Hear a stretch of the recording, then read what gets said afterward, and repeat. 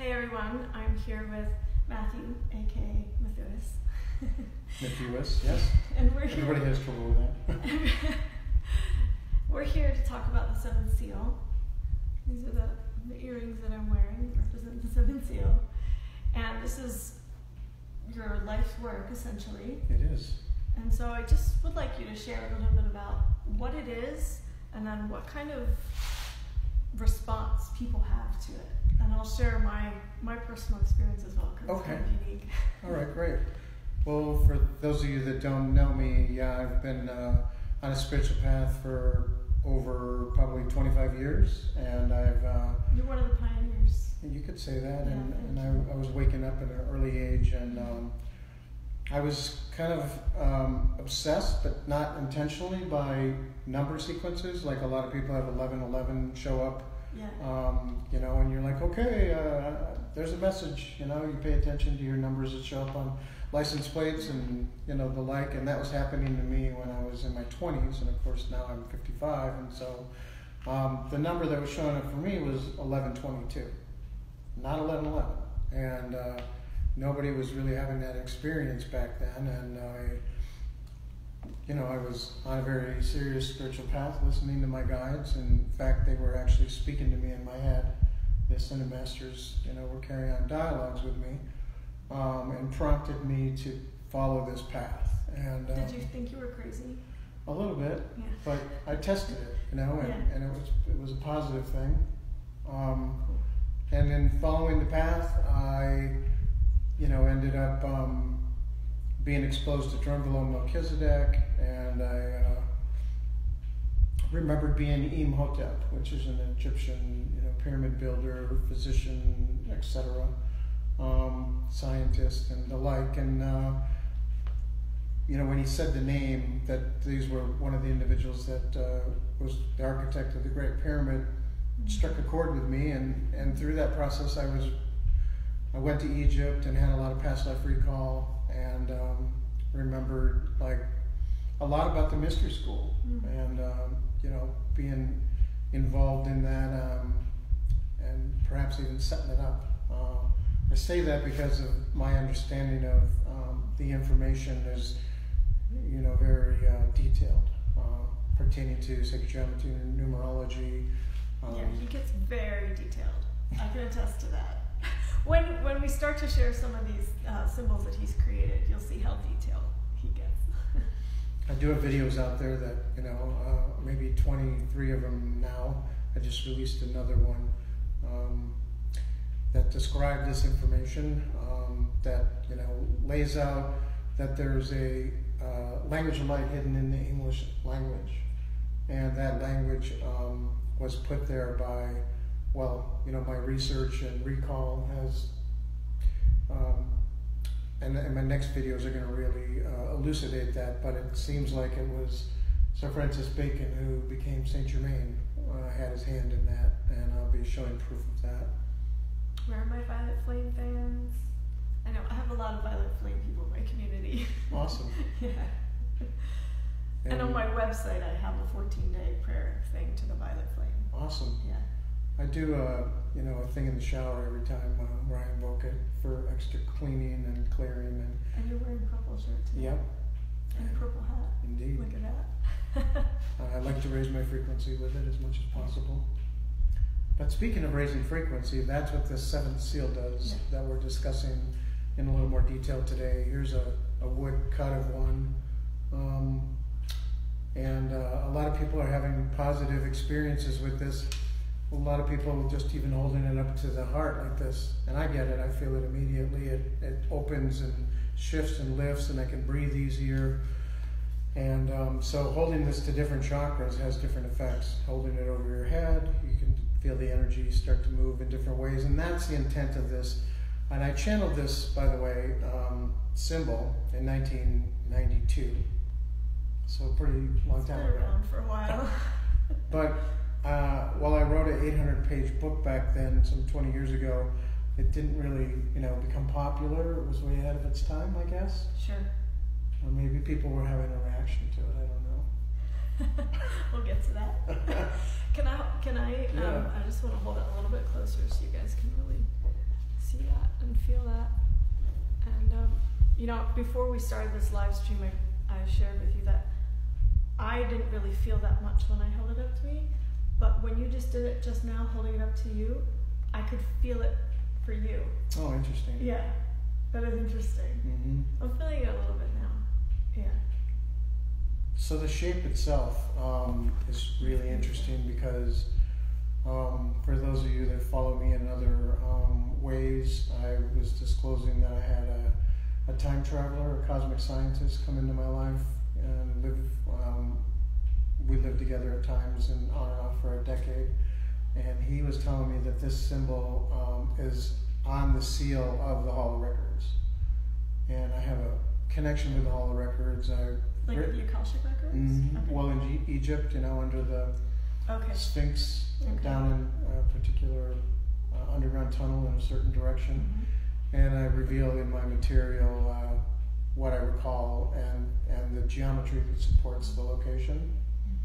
And so anyway, that's interesting.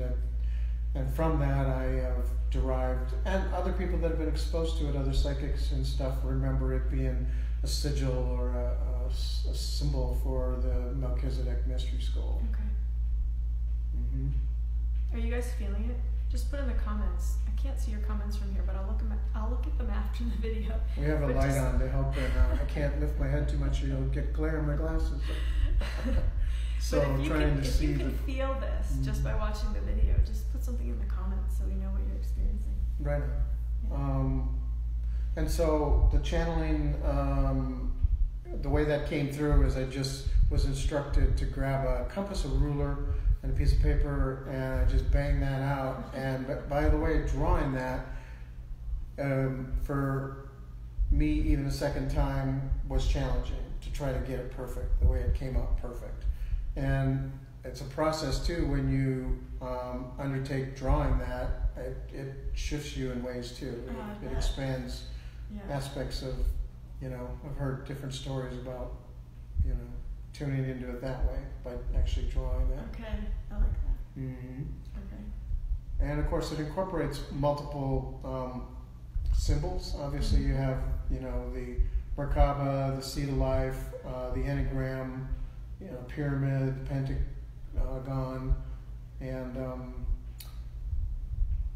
so I have. Is there a Jewish star in there, or is that? Well, there's no point here. So the right in there is the Merkaba, the Seed of Life. It would have the Jewish star too, but it's missing one of the descending triangles here that would fill this gap down there. And that's actually called a blinder, when they leave something out in the mystery schools, much like on the Tree of Life. They, at the top, triangle, the Sephiroth, there's one that's missing. It's spelled D-A-A-T, and it's pronounced different ways, but it's the knowledge and the wisdom that you need to attain to access to higher, final And so pathways. They leave it out on purpose. They leave it out on purpose, so you go, hey, it's got to be there. And that's part of your initiation activation is the realization that, it's supposed to be there. Yeah. Interesting. So it's, I'm going to turn my volume off on this. I just started being unprepared. My apologies. That's all right. That's what happens when we're live. And then, so after channeling that in 1992, a couple of years ago, now maybe 3 years ago, I didn't have that at hand, but I made a really big one that had more information. And this is the result of it here.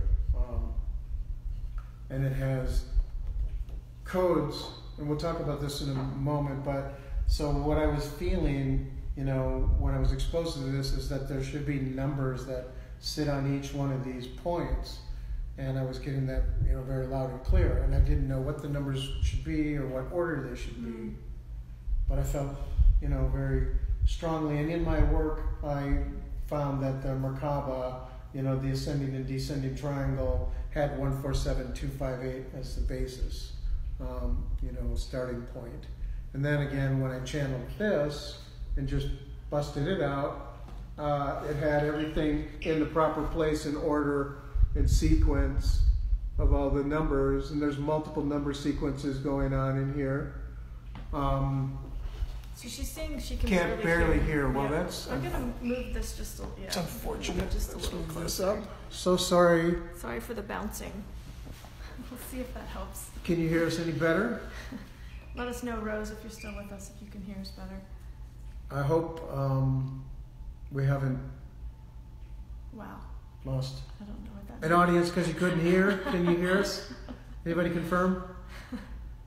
Rose, can you hear us better now? That helps. All right, thank you. Oh, great. Thanks.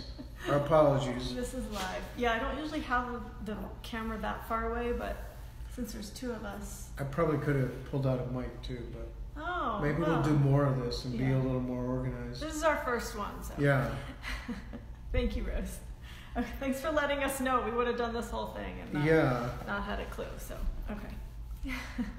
Loud and clear. Loud and clear. Wonderful. Okay, so So you were sharing about the numbers and how each point you Right. could feel that there was supposed to be a number there. How did you know then which number went where? well, Just by the again, one so when I channel, I open up to my higher self and I bring through whatever's meant to come through. I'm not really in the way of judging that. I just roll it out. And then afterwards, I'm a little bit like, holy cow, whoa, are you kidding me? Because one thing that happened, for example, like I wrote these words around the pentagon, right? 5-sided, and the 5 senses. So it says smell and touch up here at the top. And then I did the numerology on them afterwards. And smell and touch adds up to, touch is 22, smell is 11. And so that number that was sort of like, quote unquote, plaguing me, would be showing up in so many profound ways, to the point where I was like, oh my God, okay, I get it already, Oh, and so that's come out in the work in a variety of ways. Primarily that November 22nd is the Golden Gate, and it has the alignment with the great central sun. And in the Egyptian calendars, there's a demarcation for that Golden Gate and the Silver Gate, which is on 5/22. And anyway, so I just want to point out real quick, Rose says that the energy from these is incredible. Her heart is dancing. oh wow, So you're already getting an activation. Yeah. just by looking at these and us talking about them, you're already getting the activation. Mm-hmm. That's pretty cool. So let me talk about, the reason this was created, the intent, I suppose, the design, is to move the energy. And the first thing that we knew that it did was when somebody sat on it, like you'd put this underneath here like this, and immediately what starts to happen is the kundalini starts to get activated and starts to move up the spine, because the intent of the energy is to open each chakra, clear it, and reach the top of the head and open the crown. And that's why, well, sure. Why don't you try this? Okay. I don't think that would break. It's pretty thick wood, but... We don't want to risk it. And by the way, we have different size one of these that are for sale on the website, which we'll give you later. Like, for example... And it's got earrings, too. They're pretty cool. And pendants. This is the biggest one that we have Nice. so far. Cool. And then I make the wood pendants also.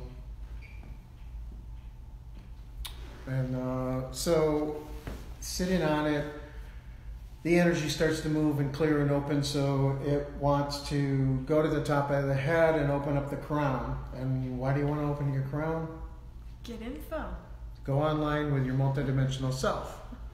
You have to be clear so your higher self, your whole self can embody and operate through you more clearly. She says she feels it in her crown and down her back. Oh, wow. Yeah. Well, that is the intent. And She's like the definition of an empath. Oh, wow. I mean, I'm guessing if she's feeling it just Yeah. from watching a video. Okay, and so, a lot of the number sequences that are in it, I did know about, from my work, like Fibonacci sequence. Many people know what that is.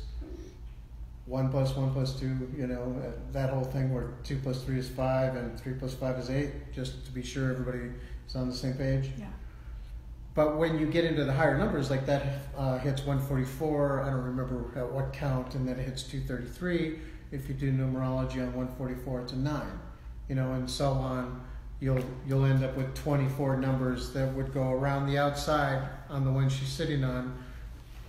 It's okay. The numbers, you know, are basically that count going around the outside. And one other thing to point out, and this is where some people might have a reaction. Yeah. The letters around the outside of this, it's called the Theban mystery script, and it looks, you know, like astrological symbols or something. Well, I think it's important to understand that a lot of the powerful symbolism, like the all-seeing eye inside of a pyramid, which was started by Saint Germain, who started the Freemasons, got like taken over by the cabal. You know, whether it was putting the dollar at the top, you know, by the founding fathers as a good thing or a bad thing is for a later debate. But what I'm mentioning is symbolism. You know, some of it can be like, oh my God, I've been trained to like see 666, for example. And even I, you know, coming from a Catholic background, I was like, oh no, I saw it. Yeah. What's it mean? You know, I'm supposed to feel fear. Right. Well, no, it's actually, you know, the carbon vehicle that we walk around in, when it talks about in the Bible, you know, the beast is 666. We are the carbon vehicle. Why? Because it's 6 protons, 6 neutrons, and 6 electrons, right? That's what makes up the carbon. Nothing wrong with that. Human body. Yeah. So we are the beast. You have to inhabit this spaceship to be here. Right. You know, that's why I call it the carbon vehicle. But anyway, so, you know, the symbolism thing is like, I'm using some of the symbolism that people are a little freaked out about to be like, hey, let's take this back. It's a powerful thing. Yeah. Let's, you know, put the right intention behind it. And so coming back to the Theban mystery script, I was talking about this part. It actually, here I'll tell you what it says around the outside. It says, as above, so below, as within, so without. And then there's also smaller print in the center that says left and right and mind and heart. Because all the mystery schools and the Hermetic science and everything teaches about the balance of the opposites. The blending of transcending polarity. Right. That's my thing. Exactly. So the mind and the heart becoming one, the male and the female becoming one.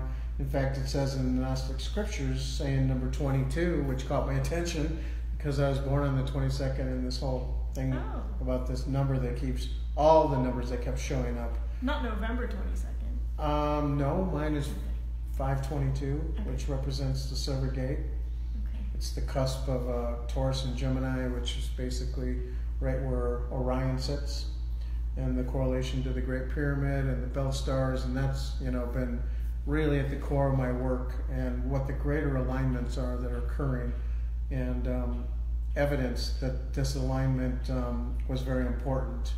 And so as November 22nd rolls around, each time we have a more profound direct connection to the central sun. And so the waves of energy, photon belt, all this kind of stuff is amplified at that time. At any rate, I can talk at length, hours upon hours on this information. Well, tell us what the reactions or responses of a lot of people that have been exposed to this.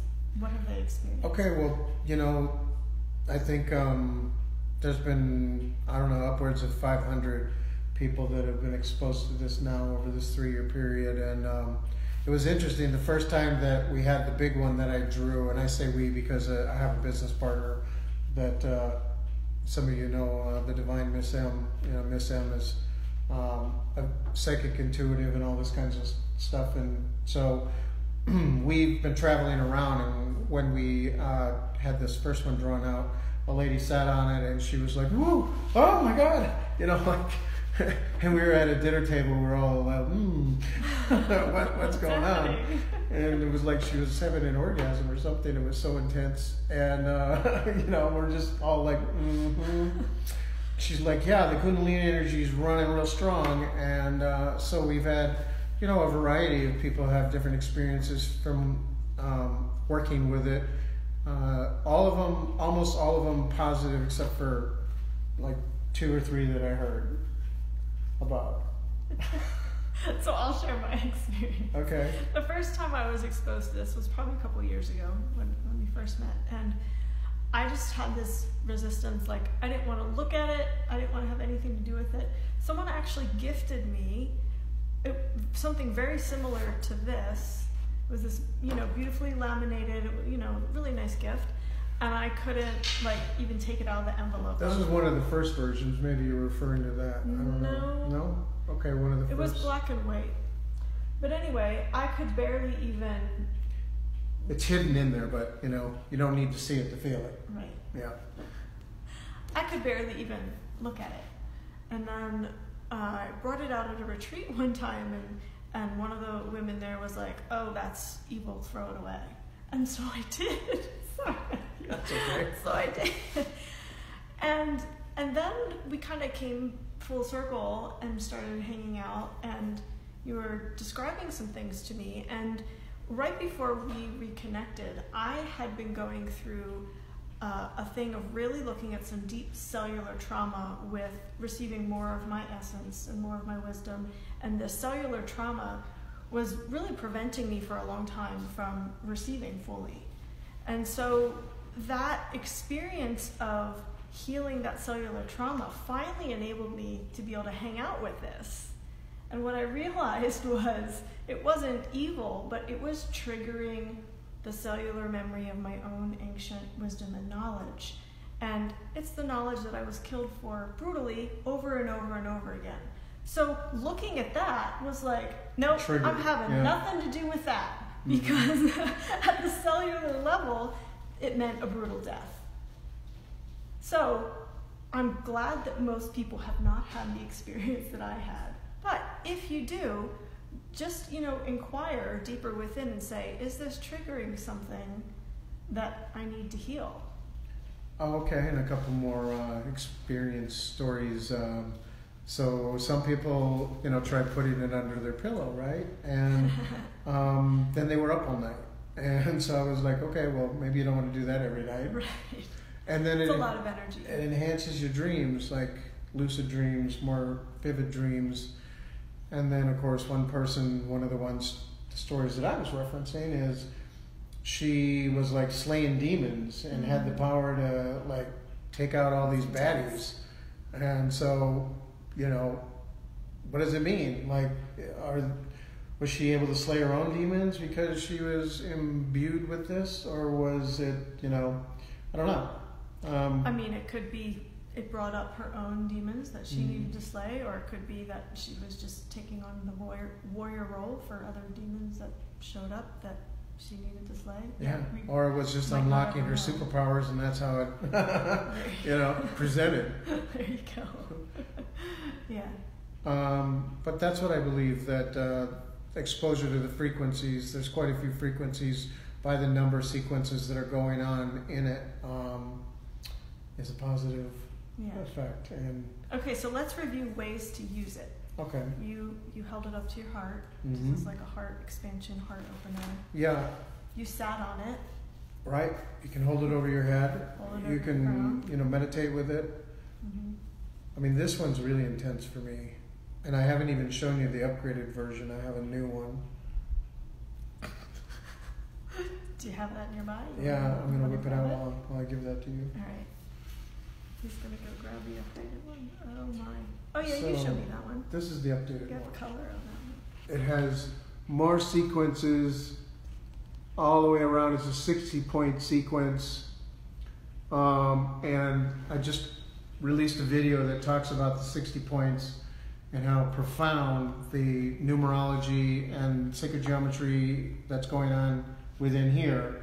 And this one, people that have held it, they immediately were like, oh my God, my third eye, you know, is being like activated. And so it's more higher chakra. I'm feeling this one. It feels like it's working both sides, both hemispheres in my brain, see if I can talk. And it's like, pew, pew, pew, pew, pew, pew, pew. Like, Okay, now try this one. Connecting, oh boy. The more expanded upgrade.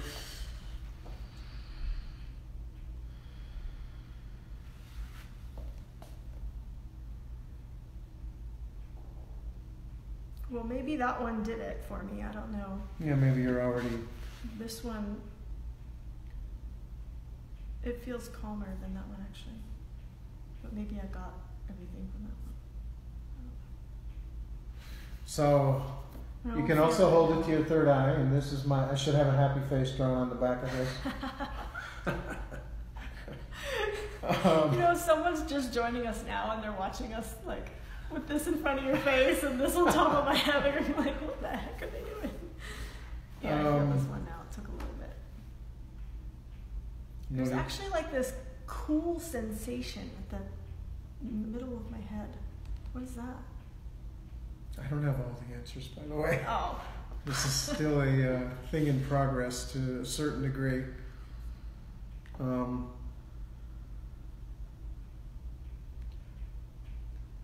But again, you know, the frequencies and the associated numbers cause energy to move. And so these patterns are energetically moving. It's like coalescing the energy. It's like bringing it all to a point. I still feel it on the top of my head. Yeah. So funny. We were getting ready to do this little live thing today, and she's like, I was like, oh, I love putting this up to my heart. When I feel anxious, you know, it just calms me really well. And she's like, I don't feel anything. I'm like, really? Okay. But now you do. Maybe I have the codes for overcoming anxiety, like built within. Well, in being exposed to it in general. I love that you can use it for that though, because a lot of people have anxiety right now. But some people are like, yeah, I don't really feel it so much, and then they work with it and they feel it more, and then there's maybe if you're more evolved, you know, you've already activated everything. Again, we're still gathering data to make all these determinations. Well, I've been wearing the earrings. They're fun. How's your throat chakra? Are you coming out more with your thoughts, or? I'm pretty outspoken. Anyway. So I don't know if it's, I'm pretty good at sharing my thoughts when needed. And so you can get exposure to this stuff by going to www.7sealcodes.com. 7 Seal Codes. Numeral 7 sealcodes.com. Okay. And what's that say? She said, LOL, me too. Oh. I think she's outspoken too. Oh, good. I think that's what it means. I'm afraid I am too. You're afraid. Don't be afraid. And I also have YouTube videos under Mathues Imhotep. Again, there's like 23, and I just released a new one that gives you more about the amazing things that are happening with the 60-point sacred geometry in this. Maybe when we're done with this, you can go online and put your YouTube link for your channel under this so people can access. Sure. Yeah. Mm-hmm. Yeah, awesome. Well, thank you for being with me today. You're welcome. And my pleasure. Sharing this technology. Mm-hmm. And I'll do my little thing that I do when I share about tools and technology. That at some point, tools are useful, tools are good, nothing wrong with tools, and at some point we do want to embody the wisdom so that we don't actually need the physical tool. That's my bias towards tools. Mm-hmm. But if you guys do want a tool to help you use the violet flame in your everyday life, you can go to susiebeiler.com, and right there on the homepage you'll see the 14-day journey, the prayer journey to the violet flame, and that will help activate the violet flame within you, help you embody it so that it's a tool that you have at your disposal. Cool. I didn't know you were into the flame as well. Oh, I'm a hardcore flamer. Nice. No, actually, I worked with the 7 sacred flames for a solid year. I went to ascension ceremonies every week for an entire year, mm-hmm. and really worked diligently with the flames. And the violet flame was probably the one that stuck out the most for me. And so I developed these 7 prayers to help other people work with the violet flame And now it's not so much at the forefront of my mind because it just happens automatically now. I can feel my body getting hot when I'm transmuting. You know, it happens. And talking about it makes me warm too, so I won't talk about it too much. But all these resources are online for you to access. And thank you again. Oh, thank you. And my pleasure. And we'll get to know each other more and more, and we'll see what other collaborations occur. Yeah, we'll share some more good excited about more collaborations in 2019. Yeah. And thank you everyone for tuning in. Yeah, lots of good things happening in Sedona. Look us up. We're moving and shaking here in Sedona. We have more events coming. Yeah. Come to the events and get acquainted with the work that we're doing. All right, much love you guys. Okay. See you in the next video. All right, many blessings.